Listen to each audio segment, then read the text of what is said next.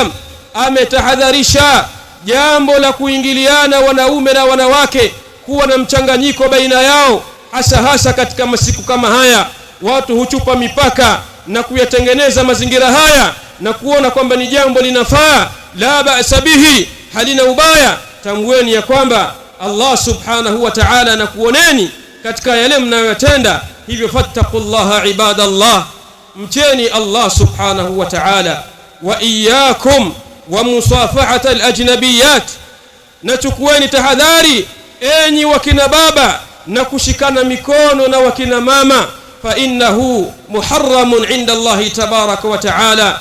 Jambo hili limeharamishwa mbele ya Allah subhanahu wa ta'ala. Taqulu Aisha, anasema ummul mu'minin ummu Abdullah Aisha radiyallahu ta'ala anha, ma massat yadu rasulillah sallallahu alayhi wasallam yada imra'atin qat. Mtume sallallahu alayhi wasallam mkono wake haukupatapo kugusa mkono wa mwanamke yoyote qattu, illa imra'atan yamlikuha, isipokuwa mwanamke ambaye yeye Mtume sallallahu alayhi wasallama aliyekuwa anammiliki, basi huyo alimgusa na kumshika kwa mkono wake.